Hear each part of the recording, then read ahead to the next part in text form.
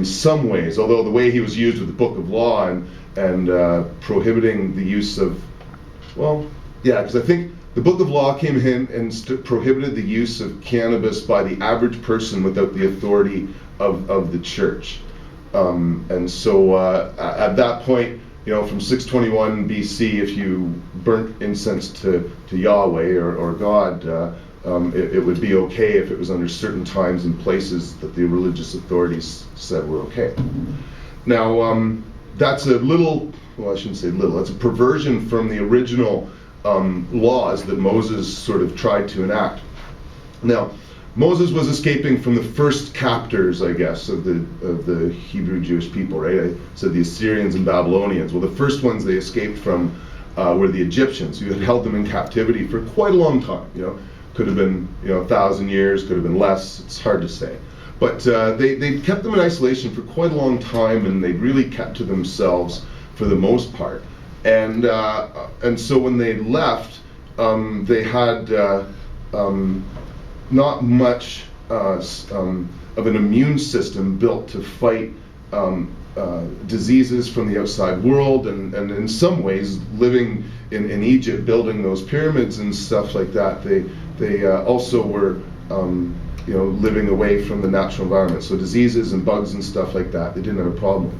So anyway, Moses and the gang pick up and go out into the desert to find, this new land for themselves. Well, it's all occupied, right? Like, there's no space for them suddenly waiting with fertile hills and stuff. So they're sitting in the middle of the desert and they're dying. They're using up the resources like crazy. They're being introduced to all these new pagan sorts of gods and goddesses. And so, they'd come across various peoples, the Canaanites, for example, and they'd be like, okay, well, there's this goddess of fertility. We have this ceremony in the spring. We all just go and have sex in the field and spread as much of our seed as we can in the ground and mix it all up, and we really hope that the goddess is going to reign and we're going to have big crops. So, like, the Hebrew people who had been, really in captivity per se, although it's debatable. Some people think it was almost on contract, but, they'd lived a relatively sheltered life. And so kind of, and in some ways very cultured, right? The Egyptians were the epitome of culture, right? So as the Egyptian empire was sort of falling apart, it was almost like they're like, this place is going to hell.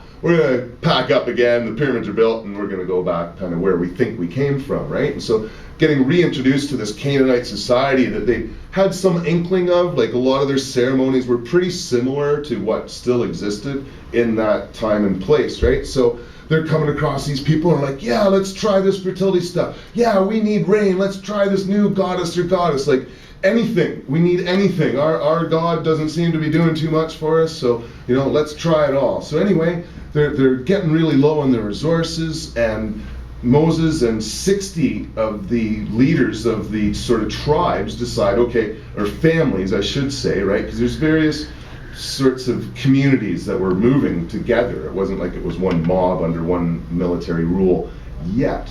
But what Moses sort of ended up doing was coming and getting everybody, all the old folks, elders, to go off into the mountain and try to have this conference to come up with a set of rules and stuff. And what they ended up doing was essentially agreeing that they were really all over the road. We need to put our resources behind one God, one leader, one organization, one government, right? We can't be letting it go as it is, or it's just going to go to hell and we're going to die in the desert here within a few years, right? So all the leaders agreed to that. So they end up coming back, and what they find is this big party. Everybody's just going for it, and they've got this sacred bull that they've put up there, enacting all these pagan sort of rituals from the area. And so Moses ended up coming in. I understand he killed 3,000 of their own men, and I don't think they counted the women and children, but in part, I think probably because they just didn't have the resources to keep everybody alive, and back then, it was really not the kind of government that we think of looking after us in today's time. And so they went and sort of killed 3,000 people who either wouldn't agree to what their plans were or just seemed too much in their own world or whatever. But they made everybody basically agree to like the 10 Commandments, one God, one government, one authority that they chose to be Moses. So, the original prohibitions weren't actually a prohibition of the use of cannabis, I think they could have used hash and cannabis in any form at any time from, the time of Moses really until the time of the Book of Law, which was when the religious ceremonies became the only time you could do it, right? But the prohibitions were much more sweeping, really, than just sort of like you can't use these plants. Again, it wasn't even prohibiting you from using the plant cannabis at all, but it stopped people from worshiping all these other religions, and part of it was getting reintroduced to the Canaanites, and otherwise they were ending up picking up a whole bunch of venereal diseases and syphilis and all these other things that they hadn't been subjected to, and they were dying because of these problems, and having, to the point where a lot of the prohibitions around sex and tying a man to a woman were really critical in their mind for the success of their culture and keeping, their identity. And so, the original prohibitions and the original sin, man, I could do lectures on that one. So we got Moses and the burning bush, right? The bush that would not burn. But yeah, he was basically just taking hash resin off of it, and the bush was still there, and he was the God. Yeah, thanks, man. God was speaking to him through the cloud of smoke. When you read about it and think of it as a cannabis plant that he was using, it just makes so much more sense than it does now. So anyway, so 621, really the Jews weren't like controlling the world in any sense. They had control of Jerusalem at the time for just, maybe a couple decades.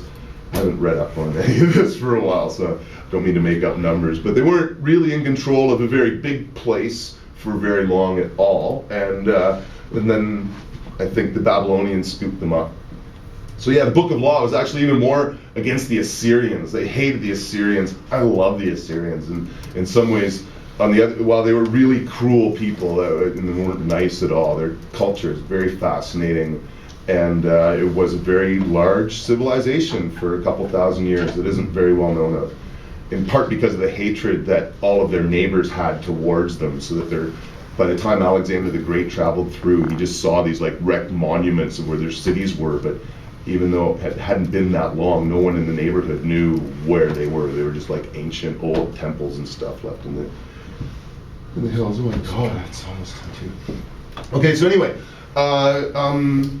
it got really crazy after Jesus, I guess, even though he did create this funky little cult that tried in some ways to rebel against the worst things in the world. That original small group and its ideals was completely subverted by the Roman Catholics, and they built this Roman Catholic Church that's just gone rampant. And so when Constantine basically made the Roman Catholic Church legal in 325, he was not really aware that they wanted to go and kill all the pagans and everybody else, and he worshipped the sun god Apollo, and there was no conflict. You could go and worship multitude gods and goddesses. It was encouraged, not discouraged, if anything.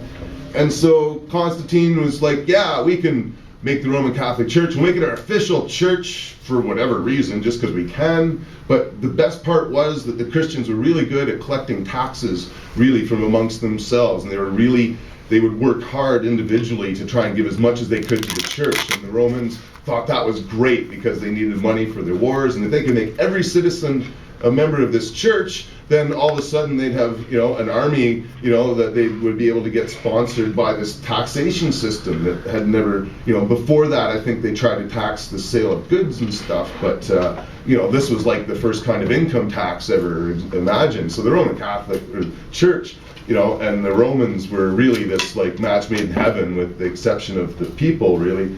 So 387, oh geez, I can't remember his name, Justine, I think. Oh damn, I should know this, but anyway, I think it's in my handout. Theodosius, maybe even. Anyway, one of these guys goes nuts and decides to just kill all the pagans. So between 387 and 500 AD, millions of people were killed for worshiping just about anything that wasn't the Catholic Church. That went on, certainly through the witch hunts. Anybody using plants that weren't authorized by the church to heal were killed and condemned. And God, I could go on about this stuff for a while. The plants and stuff kept being used, though. The study of alchemy is just this wonderful treasury of